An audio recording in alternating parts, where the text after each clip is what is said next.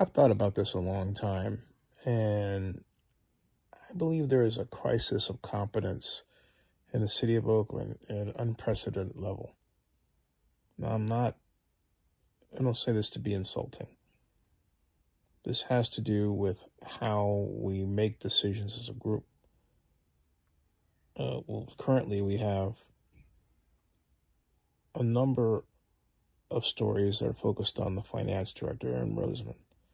And for example, I made a post last week that pointed out, among other things, that the matter of enhanced infrastructure financing districts should not have been rerouted to the finance committee. It should have been economic development. But that can only happen because Ms. Roseman made that decision and no one else said, hey, wait a minute. That's not the way we do things around here. So she did it. And as a result, and in part because of what she did, the matter of enhanced infrastructure financing districts was shelved. And now it's been shelved for about a year plus. Another example, of course, has to do with spending for 37 police cars. That hasn't been done.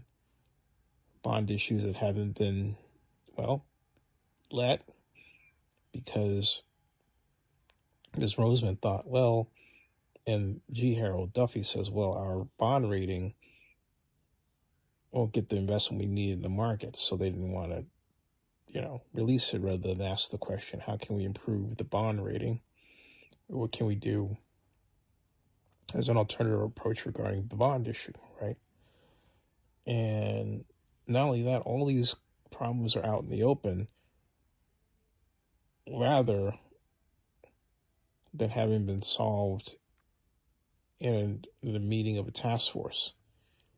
I'm not saying it wouldn't have gotten out publicly from that, but have been less likely to have gotten out as an unresolved problem rather than a problem that was settled and a workable solution was created, okay?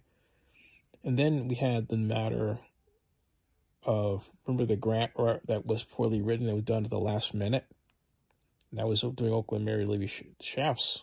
That was also Shang Tao. But there are other examples that I can bring up that go back through Mayor Schaff as well.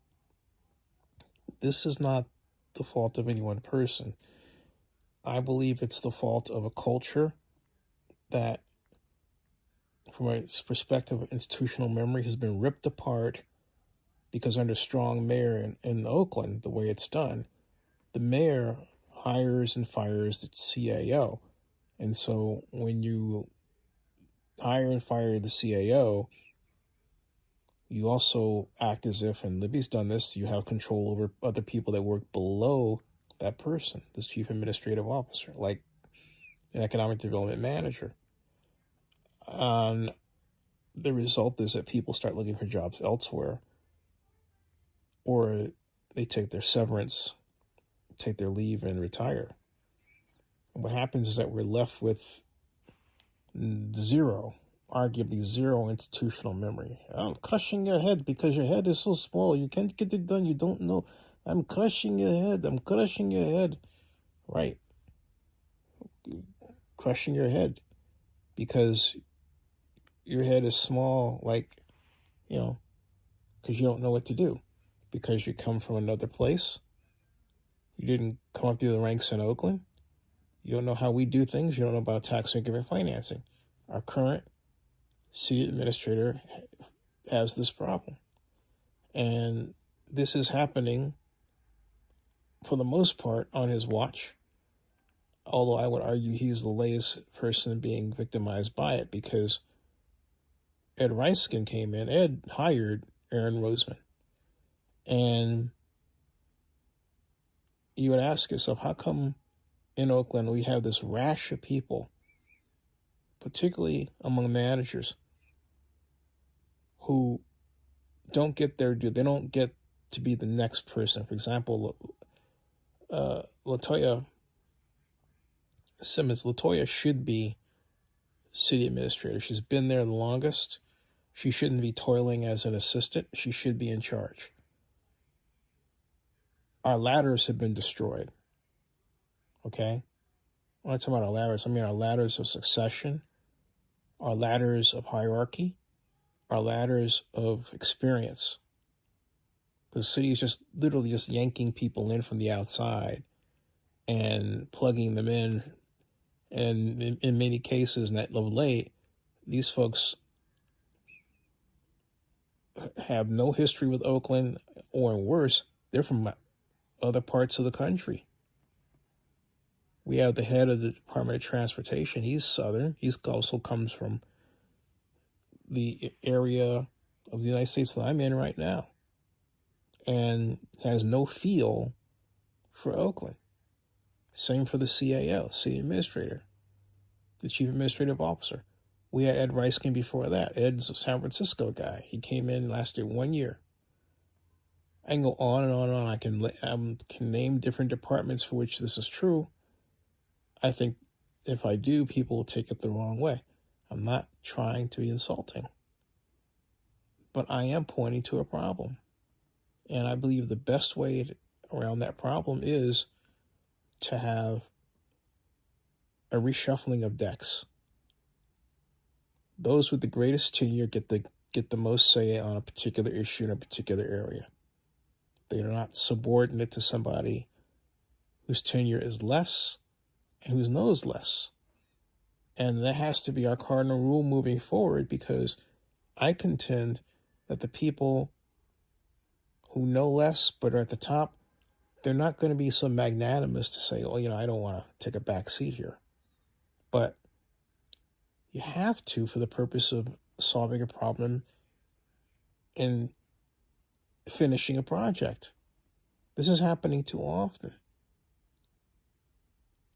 Key projects have suffered. Howard Terminal suffered because of this. Because no one in-house knew how to do tax increment financing. I do. I've done it, 37 years in terms of calculations, mostly related to the city of Oakland. But as Lauren Taylor said to me, we were arguing about the original way Century Urban did their tax increment financing calculations. So I said it was wrong. He says, well, they're the consultant. And I said, you mean to tell me you believe them just because they're the consultant? He said, yeah. Sorry, Lauren, I haven't gotten over that one, man. But that's what you said. There is a problem there. There is a gigantic problem, and it's in the structure of how we do things, how we hire people, even how we have strong mayor, which I contend we don't need. We tried it. I thought it was a good idea, and now I'm absolutely convinced that it is the root of all evil in Oakland. I am absolutely convinced that strong mayor as a form of government is the root of all evil in Oakland. Those who want to give the mayor veto power, no. All right? Because you give a person who may not be of the right temperament too much power, and there's no check or balance on that person. And I've had enough of that. And I don't care what other cities you say it worked in, Oakland is different. We had organically a great system and council manager. We really did. I mean, heck, if you can count to 5, if you know how to negotiate with people, you can get things done. And collaborating in an internet environment where people are fragmented is now so very important, more important than it has ever been before. And yet we don't see it that way. We've got to have an approach that recognizes that, and we don't. Robert Bob had a room called Banishing Bureaucracy. We need to reestablish that room. We need to open that room if it's still there. If it's not, we need to recreate it all over again. The idea was a place where you can come in, no walls, no hierarchy. There's a problem, you say what the problem is. The idea is to fix the problem. And you do it behind that closed door. Okay? Because right now, we're at a crisis point. And that's why I believe that it doesn't matter whether it's Barbara or Lauren or sues or Peter Liu or anybody else. I don't care who the mayor is. If we don't get that problem solved, next mayor and the next mayor after that is going to have, and the next mayor after that is going to have problem after problem after problem, and Oakland will continue to be mismanaged. We will, because we will not have gotten to the root cause of our problem, and it is how our management is unstructured. We're not structured with respect to competence. We're not structured with respect to experience, and that should be our number one hierarchy. And where we lack the experience of something, there's a hole there. We have to acknowledge that, and we have to fill it. We don't have people who are saying, hey, you know what? I don't know that. We have people who want to make you believe they know. And again, we don't have anybody in-house that is skilled enough at what the consultants are asked to do, like, for example, tax increment financing, to be able to say, all right, this is not being done the right way. We need to make a change. Because that's what I did with Century Urban. And I didn't work for the city. I point out to anyone who wouldn't even listen. I said, look, they're not doing the tax increment financing calculations right. They turned around behind the scenes, then redid them. And by April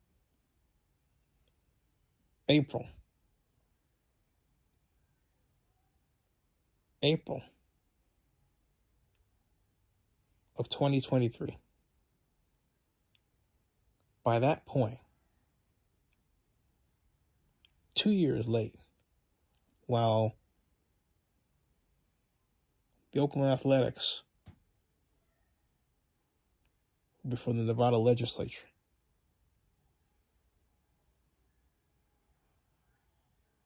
someone slipped that little report in. That's ridiculous. A report that said that the Howard terminal was really supposed to have a subsidy of $2.5 billion. Now imagine if we had gotten that number out on time, like August of 2021 when the A's needed it.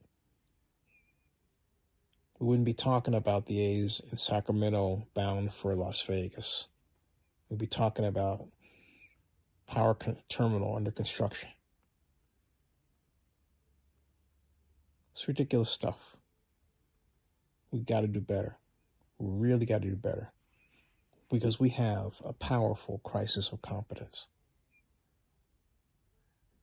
Subscribe to Zenny62, the blog report with Zenny62, and bookmark OaklandNewsOnline.com and ZennyReport.com and Zenny62blog.com and Oakland Focus and OaklandNewsNowblog.com. Thank you.